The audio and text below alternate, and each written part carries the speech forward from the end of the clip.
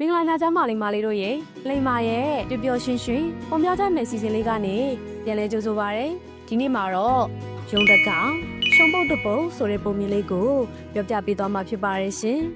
တခါကတောအုပ်ကြီးတအုပ်မှာရုံတွေစုပေါင်းနေထိုင်ကြတယ်သူတို့မှာဘရင်တကောင်ရှိပြီးဒီရုံဘရင်ပြောတဲ့စကားဆိုရင်အကုန်လုံးနားထောင်ပြီးစီစီလုံးလုံးနေထိုင်ကြတဲ့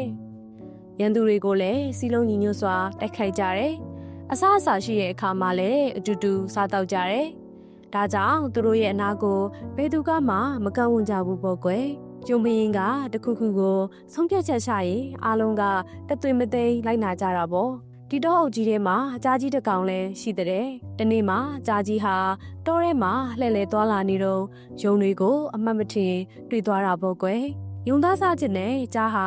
ယုံတွေအနာကိုတဖြည်းဖြည်းကတ်သွားတာပေါ့ယုံတွေဟာရန်သူဖြစ်တဲ့ကြားကိုမြင်တဲ့အခါနှရွတ်တွေကိုတပြိုင်တည်းထောင်ထလာပြီးတိုက်ပွဲဝင်မှုပြင်ဆင်ကြတာပေါ့ကွယ်ကြားဟာယုံတွေကိုတွေ့တဲ့အခါသူတို့အနာသွားပြီးမကန့်ဝန်းဘူးယုံတွေရဲ့ရှည်လျားတဲ့နှရွတ်တွေဟာလှန်သွားနဲ့တူတဲ့အတွက်သူအရန်ကြောက်တာပေါ့ကြားဟာယုံသားစားခြင်းလို့တရီရီယိုပြီးယုံသားဘယ်လိုစားရမလဲဆိုတာအကြံဉာဏ်ထုတ်နေတော့တာပေါ့ကွယ်ဒါကြောင့်ကြားဟာယုံတွေရဲ့အနာကိုရှိကပ်သွားပြီးယုံတွေကို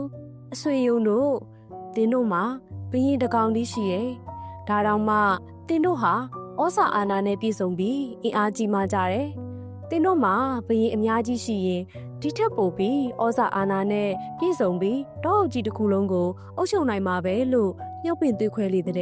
ဒီလိုနဲ့ချားယုံတွေကိုလည်းတကောင်မိတကောင်ဒီနည်းအတိုင်းမြုပ်ပင်ပြောဆိုပြီးအရှင်ရှင်စိန်ဝင်ကွဲအောင်သွေးဆောင်ဖျားယောင်းတော့တာပေါ့ဒါကြောင့်ယုံတွေဟာမာနတွေတက်လာပြီးကိုအထင်ကြီးလာက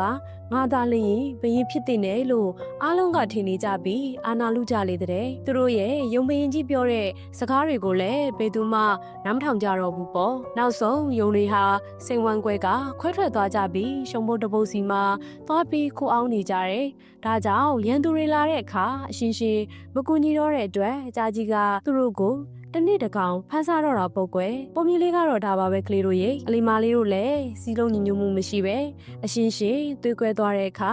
ရန်သူတွေအတွက်အလွယ်တကူတိုက်ခိုက်ဖို့အခွင့်အရေးတွေရသွားနိုင်တာကြောင့်တငယ်ချင်းအရှင်ရှင်ပဲဖြစ်ဖြစ်မိသားစုထဲမှာပဲဖြစ်ဖြစ်တွင်မကွဲပဲစီစီလုံးလုံးနေကြရမယ်နော်